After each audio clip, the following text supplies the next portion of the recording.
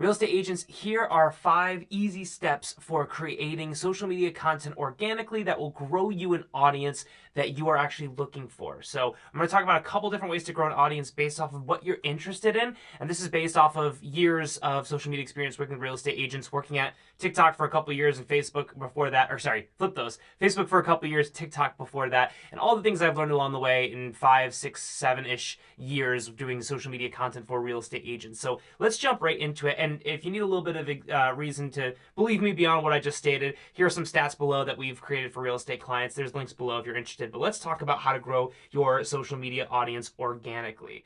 So I'm all about steps that are actually practical. Obviously, yes, you could post a billion times a day, but most of us in the world of owning a business and creating content to grow that business, that's very unreasonable. You have other things you need to do, and it's not going to be a good ROI on your time. So these are going to be practical steps that I've learned that I would recommend to my clients, that I've done for my clients, that I've seen a lot of success with. So that's where this advice is coming from. And, there's not going to be any bull here. It's all real, tangible stuff that's going to actually help you. So first step here, we're going to talk about 5 different steps, and number 5 is kind of a secret one, so stick around for that. But number 1, quality or quantity. So the reason we say quality versus quantity here in the first one is because the type of audience that you are trying to build is really important. Whenever I talk to real estate agents, it's very clear that they want to grow a big audience. They want to get a lot of views, they want to get a lot of followers, and they want to get a lot of business from that audience.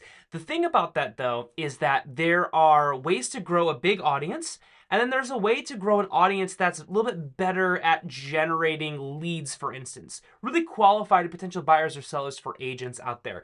And they tend to be not the same strategy. Yes, there are examples of people who build massive audiences and they get a lot of business from that, of course. But I'm going to talk about the differences there and why you shouldn't necessarily try to, become the unicorn in that field. And, even the people who are high performers in the high quantity of content that gets them a lot of viewers and lets them a lot of followers. And yes, they can get business from that. It's a different kind of lifestyle than you might want. So we're going to talk about that. But first, you have to identify, do you want a high quantity audience or a high quality audience? And basically, this is what it looks like.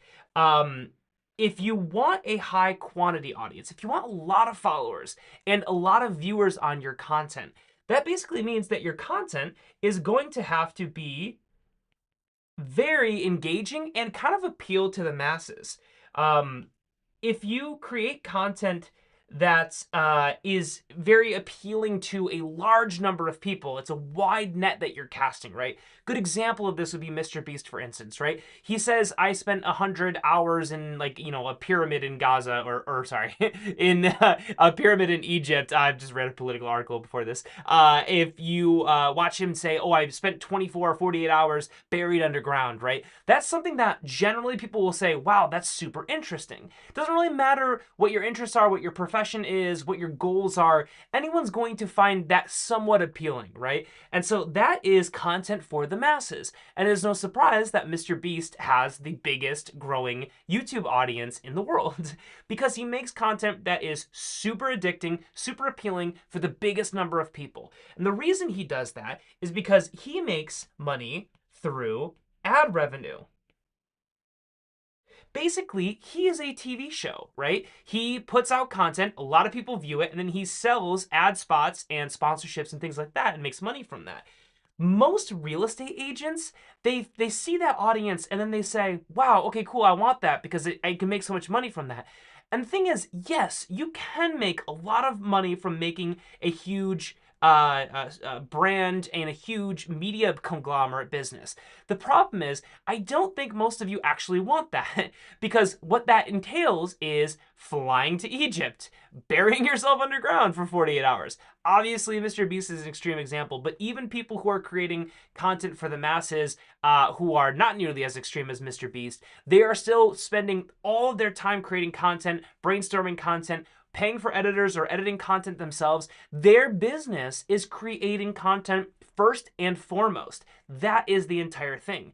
As a real estate agent, your business is not that. you are using social media or platforms or media in general as a tool to get more business so that you can help more clients buy or sell a home. So because of that, we're actually already at a disadvantage on the quantity size. Right now, again, there are other added benefits.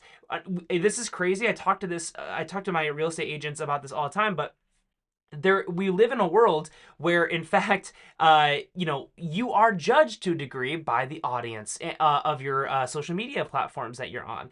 And when you have an account that has very few followers, it actually does work against you. It's funny that people will judge you based off of the followers you have in terms of how good at business you are. It's kind of backwards. I'm the first one to admit it, but that's the world that we live in. I can't tell you how many times that I've had someone tell me a story of, not getting clients because they feel like it's suspicious that they don't have a massive amount of followers, which is very backwards. And there's a term for this. I know that there is. I don't know what it is, what the term is exactly, but basically it's that it's almost like a self-fulfilling prophecy. It's kind of, that's not the right phrase, but it's essentially, we see the brands that have the biggest following because they have the biggest following, which means they're getting the most views, which means we're more likely to see their content than smaller creators. And what that does is it gives us a disproportionate representation of social media. So we think that everyone has a massive following. We think that everyone has a Lamborghini. We think that everyone has a six-pack. That's not true. Those are the extremes. But if you're only going to see 100 to 200 to 300 accounts in a day, you're going to get fed the content that is the most mass appealing, and those are actually going to be the extreme cases. Not actually the general people on social media, the vast majority. So that's a huge rant, but that's basically the pros and cons of building a massive audience. If you love creating content, then obviously there's a little bit of benefit there for you. But you're essentially building a separate business to try and grow your first business. And that's why in a lot of my content, I say it's a little bit backwards to think this way, but if that's what you're trying to do, we'll talk about ways to do that. Now, if you want to build a quality audience, your content is going to be for a very small group, a small section of people. Why? Because in this case, we're not making content that's going to be appealing to anybody who is going to come across our videos, right? We're going to make content that's specifically only helpful for those who are looking to buy or sell a home soon, right? That's when we talk about like, I don't always love market update videos, but that is an example of even talking about like rates, right? If where rates are and the advantages, and let's say FHA loans versus conventional loans, right? The only people who are interested in that kind of stuff are other real estate agents or people who are actually looking to apply for one of those loans in the near future, ergo potential buyers or people who are looking to buy a home but then maybe selling their home before buying their home. So that content is almost its own marketing apparatus, because the way algorithms work is that they try to get content in front of people that are the most interested in that video view, right? Facebook, YouTube, Instagram, all the platforms make money the exact same way. The more time people spend on the platform, the more videos they view, the more ads they see, the more money the platform makes, right? That's called retention. All of the social media platforms operate on a retention model. And so if we make content that appeals to people and keeps them on the platform longer, we will get rewarded with more views. Now, again, that's more on the content for the masses, the quantity size of your audience. If you're trying to build a massive audience, but you will leverage quality into doing that. And so on the quality side, if we're making content for only the people who are really interested in that stuff that signals that they are essentially a potential buyer or seller in our market, then guess what? We will get less people to watch our content. And if your strategy is to get an audience that's more primed and ready to work with you, that is actually a good thing, right? So if you end up building a model this way, this is how you're going to get better leads and slash, opt-ins or, clicks or whatever, right? Now, clicks in terms of, not in terms of volume, but again, in terms of quality, right? Because this is where you get leads who are people who will click on it and say, hey, listen, I loved your video on this. I am in that situation. You kind of hit all the issues that I have. I want to work with you, right? And I've had this happen with me before. I know I make content for real estate agents, so when people reach out to me, they're agents reaching out to work with me. But I've had people reach out to me and they said, "Hey, love this video. You totally get it. Like, I'd love to hop on a call." We hop on a call and they're like, "Awesome, let's go." Like they've already subscribed to the idea of working with me because they saw the content, it appealed to them. And there's a couple different reasons why the quality focus of content, which gets you a smaller audience, but they're a tighter audience, right? Better for the goal of getting potential clients for your business. The benefit of that is actually time. Not only are you generally spending less time on content because you don't have to create these most amazing pieces of artwork that have to stand out against the best pieces of content ever created in the world, because we're in a tighter subsection, we have less competition, which means we can spend less time on the content, which is good because we need more time servicing our clients. But then also the people who come in from that, right? We won't get more clicks than the content for the masses, the quantity side of the equation. But what we will do is we get more people who are ready to work with us immediately. And that means you have to work your leads less. So for smaller agents out there who don't have massive teams, I would actually say this applies to agents with teams too. But like, if you are really like, you think you need a bunch of leads, as soon as you get 100 leads, I guarantee you're not going to be working them as much as you should be because there's only so much time in the day. So there's actually an advantage to spending less time, having less competition, getting fewer leads, but that are of higher quality. Because that means that your time is going to be better spent working those leads, and you can work them better than if you had a greater amount of leads that are all kind of interested. Instead, you're going to have very interested leads, and you're going to be able to focus on them more. So those are the two arguments. Obviously, I'm more biased for real estate agents towards having a higher quality audience, but we'll talk about both ways. So now that we've gotten that massive section out of the way, and the rest of these will move a lot quicker, but that's an important setup there. Number two is the content for your goal. So obviously, let's say you're looking to create massive appealing content. Well, in the real estate world, a lot of people do this, and there's a great way to do that, and that's home showings, um, or I guess I should say like walkthroughs. There are a lot of good examples of people reaching out to other agents who maybe have like massive luxury listings, and you're like, check out this amazing mansion with 5 kitchens and 48 bedrooms. Like, that is the real estate version of the mass appealing content because anyone's going to want to see that video, right? They're going to be like, how the hell does this house have 5 kitchens? Why does that make sense? What does the plumbing look like in this house? It asks a bunch of questions already because it's so huge and standoutish.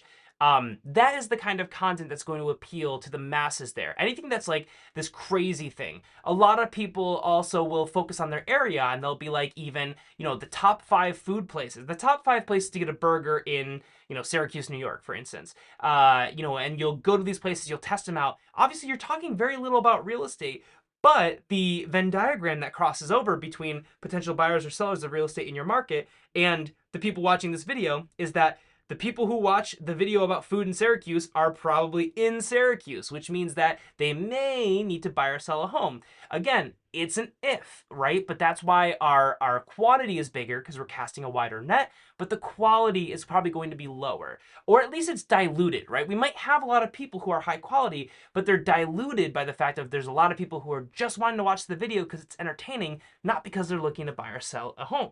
Now, if we want to instead focus on the quality aspect of things, that would be something like I mentioned before. Like, let's say we talk about loans, FHA versus conventional, right? That's an inherently boring topic. You can spice it up. You can definitely find ways to do this. I recommend people go check out Mark Kohler. He's a tax attorney. He makes great videos on YouTube about your taxes and investing also a little bit, but also like businesses and more about like how the tax side of things really kind of apply to growing your business and what to plan for. I love his videos, and it's taxes. It's like one of the most boring subjects you can talk about, but his level of interest makes it entertaining, and you can do that with some of these more boring topics. I really recommend go check him out because he's awesome. FHA/conventional loans, something along the lines of, let's say like, top, 5 renovations for ROI. You can do a lot of things about ROI, and that obviously appeals to sellers who may be looking to sell their home and they're looking for like last minute things that can kind of bump up their price. you can also do something along the lines of oh, I had a great one of my clients do a great video idea, which was what not to say on a walkthrough, basically. Or sorry, it wasn't a walkthrough. It was an open house. And it was basically about how you don't want to kind of you want to be a little bit more coy. If you love the house, you don't want to let the seller know or be obvious about it, because if they're there or if their agent is there, then that's one thing. But more likely, they have Alexas, they have things that may be recording the different audio that you're saying there. So you don't want to be like, wow, I love this house, I'd pay anything for this house, then go to the negotiating table having the seller know that, obviously. So those are topics that are far more focused on people who are looking to buy or sell. They are further down in the funnel. You're the less people inherently, but they're going to be higher quality. Those are the kinds of content topics I would stick to. I know it's general. I don't have an hour to make this video, but that is kind of where I would approach that. Now, types of content. This is getting a little bit more into the nitty gritty. So here's what's really interesting.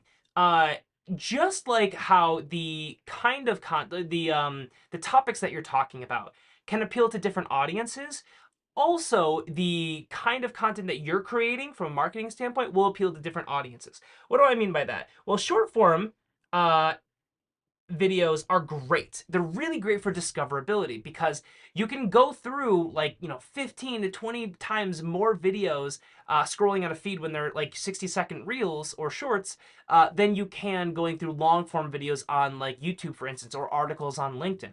So if we're making short form content, it really increases the chance that we're going to get viewers, right? There's higher discoverability there.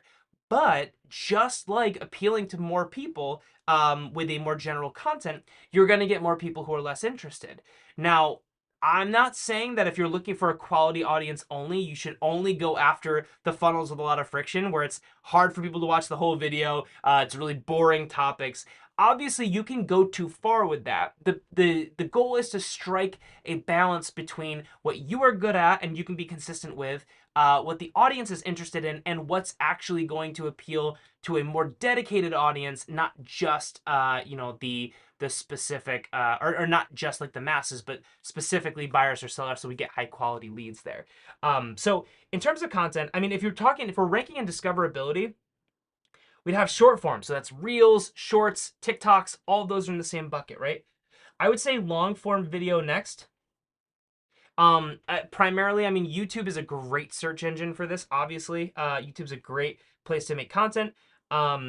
You also then, of course, have pictures. But when I say pictures, I mean pictures. I don't mean graphics, because infographics scream commercial. And I think there's a lot of agencies out there that make infographics for people. And the problem with that is just that it screams, I'm an ad, right? If you say, hey, list with me, or, here's my property, I'm just going to post a video about it, it's really not going to move the needle very much, because there's just so much content out there on a platform. You can so easily get left in the dust because your content's not even good enough to get in front of the people who are very interested in buying or selling content specifically, right? Like, you can't just go so boring that you're you can go so boring that you're just completely disqualifying yourself from any algorithm. That's what a lot of people do. A lot of people spend money or spend time creating graphics, and they can even be really pretty, but if they don't actually appeal to any side of an audience, that's where you're really not going to see any result there. So pictures, not infographics. Then I would say written word. So I'll just say like articles. Articles actually on LinkedIn are really cool because they're kind of like an email database. I'll talk about that more in another video. And then lastly, I would say like graphics. So this is the hierarchy. As you go down here, you're going to have up top here, you're going to have higher discoverability, discoverable, excuse my terrible writing, and then let's say not discoverable. And basically that's kind of how you can gauge it. So yeah, I mean, the way I would say this is like, listen, if you really don't feel like you can do reels, but like you're really good at pictures and you can do pictures far better than you can do short form, then, maybe focus on pictures, right? Like that's okay. But just keep in mind that like there is a ranking here in terms of how discoverable your content can be. And the higher you are on this list, the more likely you are going to be to get more views. Now, I always think that you want to be platform agnostic. You want to make content that is appealing, or that can work on any platform. And by the way, short form content is kind of the best for that because it really can go on YouTube, TikTok, Facebook, LinkedIn, Instagram, Twitter, or X. You can really go almost anywhere with short form content. So I highly recommend that for that reason, and then just post it everywhere. But again, play towards your strengths. That is going to be one of the biggest things you can do here. So that's the type of content on the kind of platforms. Now, the cadence of posts is really interesting. I always say, to a degree, you can't post too often. You can only be too boring, or too monotonous, right? Like, don't post, and I've tested this before, don't post like 8 videos on Instagram in a day. They're not going to do well. You're going to be kind of working against yourself, and that work is just really getting wasted there. Instead, I would really focus more on something like 1 post a day is, I think, kind of ideal. Now this of course varies. Like if Mr. Beast could put out an absolute banger like he does every month and do that every day, then I'm sure he would get net higher views. But there is a diminishing return. And so I would rather people do something like a day and have that content be doable, or even at very least once a week. So I would say once a day is kind of the goal there. And then do like all social media platforms, all platforms. Again, make the content that's going to be on most platforms, right? And what I would not recommend is I would not recommend creating a new account, because if you're already dealing with all the different platforms out there, it's really annoying to have to build a brand new account, and you're going to end up spending 2 hours finding the perfect profile picture for that instead of actually just making a darn piece of content. So take the platforms you already have that you already post to, even if it's not that frequently. Focus on those ones. Don't go off and try to be perfectionist. Perfection is the enemy of progress. And so I would just do 1 a day should be your goal, at least once per week. That's really the cadence. I wouldn't overthink it beyond that, really. Just you want to just be showing up enough, right? And I think once a week is the minimum there. Also, I just think from a organizational perspective, I think it's actually harder to stay on top of doing something once every other week than it is once every week. That's just my own personal opinion, at least for me. That's what I found. Now, that is kind of the gist of it, but I want to talk about this kind of secret virality post. So at the end of the day, we want to be focusing on content that we can consistently do, platforms that we're already on. We want to be making content based off the audience that we want to build. So if you want a massive audience, you want a lot of followers, a lot of viewers that can help your business quite substantially, just get prepared to make really good content, have a good editor or learn editing yourself, and make content that's very viral, right? Like you have to make content that is going to be more appealing to the masses.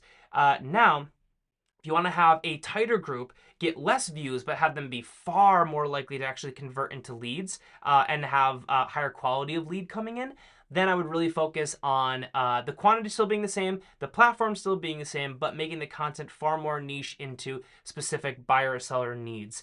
But if you want to make viral content, and let's say you don't have the means to make content, with a massive crew or tons of editing and stuff like that, here's a trick that I would do. And I've done this with clients before, and it works very, very well. So number 1, research content in your field. Now, I would go into Instagram, for instance, right? Go into Reels, search for Reels on Instagram, and search for, let's say, real estate video, and then try and filter it by the most viewed. And you're gonna see some viral stuff. It's probably gonna be a trend or two in there. It's probably gonna be some wacky stuff, walking through an apartment, some crazy voiceover stuff, very TikTok-y, those are probably gonna be like some of the top videos you see in there, right? Probably beautiful mansions, all that kind of stuff. Now, what I would recommend is I would leverage this content to your advantage. And here's what you can do. Number one, you research that content in your field. You find videos that you like, that you have something that you can add to it, that you can talk about, right? You see somebody walking through a mansion, you say, hey, like, here is this person walking through this mansion in Los Angeles. Like, here's the difference in price. If you wanted to buy a home of that size, but in like my smaller market, here's kind of what a home like that would maybe go for in my market. And here are some advantages to kind of like, get the best deal from that. Or here's some ways that you can apply that to your field and the business that you would do for your clients. Find great viral content that you can add something to, something real, not just like, I love this video, it's great, this realtor is cool. Like, actually something substantial, right? That would appeal to your audience. Two, you record that content. Now, this is a little bit tricky. There are videos that will show you how to do this, probably better than I'll explain it right here. But for instance, if you're on an iPhone, there's an app called Record It. I think that you can have like a native screen recording app in your iPhone too. I don't know how to do it, or at least I haven't done it before. But I use a platform called Record It. It's an app. It's like pink with a little camera icon on it. You'd use that. Go to the Instagram view, make it full screen, and then screen record that video. Then, once you're done recording it, you can end the recording, the screen recording, go back to your photos, and then edit out the beginning and the end. You just kind of pull the little sliders in so that you edit it so you just have the video in there, right? Then I would pull that into a free tool like Canva, right? So I'd record that content, edit out the the extra parts, I'll say. That's going to be like edit out the parts where you like switch into the Instagram app, hit play on the video, and then like pause it, close the app, just so you get just the content screen recorded in there. 4, move it to an editing software.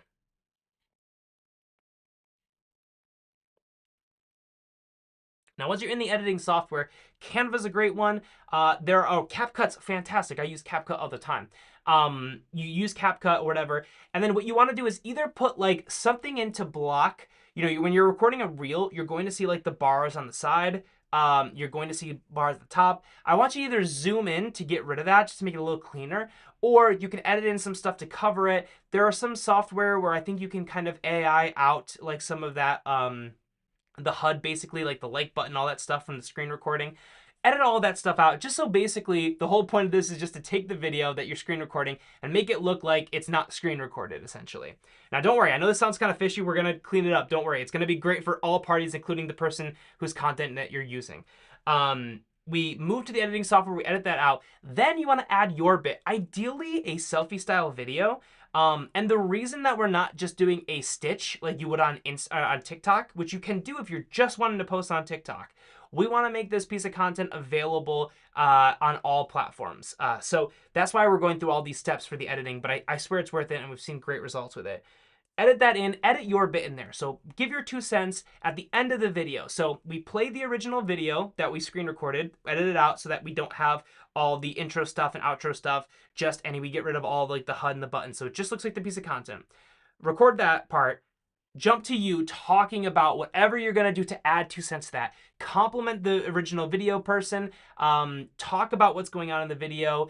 Talk about basically why you think it was so appealing to people, what people liked about that, how that relates to clients that you've had. If there's a story you have that's similar, add your 2 cents and your perspective. You are an expert, and people want to hear your expert opinion, especially if you take something from maybe outside your market and you make it relevant to your market. Millions of ways to do that. By the way, another person who does this to a degree, I don't know exactly how he edits them.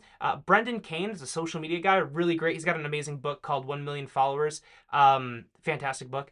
If you look at his content on Instagram, Brendan Kane, I think it's like Brendan.Kane, he does this all the time, and it does really well. He is a marketer, so he talks about why the video went viral and analyzes it. It's very cool.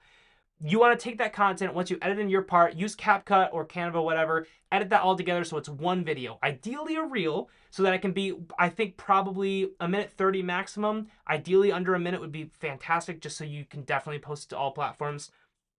Once you have that, you now have an amazing piece of content that has gone viral, right? You have an amazing piece of content that has a hook, that has virality, that has proven it's already been tested because you found it because it was viral, and then you added your opinion onto it. So we have a piece of content that we already know is kind of bulletproof, right?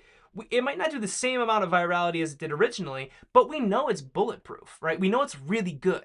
And then we put our 2 cents on it and we made it relevant. We complimented the original video provider, maybe even give them a shout out. But then I would post this to your platforms.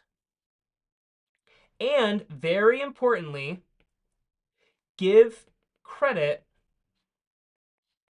to the OG account, original account. So what I just do is if I'm on Instagram and I took the video from Instagram, I would tag their handle, be check out the full video here, amazing video by original video guy. And I would post that to the account. And if you're on other platforms, I'd be like, go check out X person on this platform, right? If you really want to go and be above and beyond, link to their thing in like the comments. That's a great way to do it too. But by doing that, you're giving credit to the original video person. You're giving them a shout out. If they reach out and they ask you to take it down, you should do that. Most people aren't going to because you're giving them credit. You're just elevating their video on another field. I've actually never had anyone say, hey, I want you to take this down. That's my original video, because you always give them credit. You cite your sources. So it's mutually beneficial for you, for them, everybody. And then at that point, what you're going to end up having is a great piece of content with a lot of views. You've added your opinion onto it, and you've kind of latched yourself onto a viral piece of content. Now, again, this isn't the easiest piece of content to create in the world, but it is a very effective piece of content. I did this for multiple clients before. Sometimes it was all the videos that we did, and we would get hundreds of thousands of views, millions of views sometimes on those videos, and it wouldn't take any actual, a lot of times it wouldn't take any actual really like time effort from the person who I was working for, because they were hiring me to do it. But what I mean by that is I didn't have to go out and make a viral piece of content. I didn't have to go film it, edit it, all this stuff. I had to just kind of screen record it, do a tiny bit of tweaking, and then put a little bit of a spin on it, right? A lot of times I would just ask my client, hey, like, give your 2 cents on this. Give me like a couple minutes talking about it. I'll edit that down. And it really doesn't take that much time for the amount of views that you're going to get. So that is a secret, like, little video process that is a little bit tedious, I'll admit, but the results are incredible because you're just taking something that already works and you're using it, you're putting your own spin on it, and you're giving credit to the original author. It's a win-win-win. It's fantastic. And then, so lastly, I would be, I think I said give credit, and then, and last step is just take down if requested. So if you follow all of these steps, you will have the kind of audience that you are looking for, whether it's big or small, and you will be able to grow that organically without having to spend any single dollar in ad spend. Hope that helps. I'll see you guys in the next video. Bye.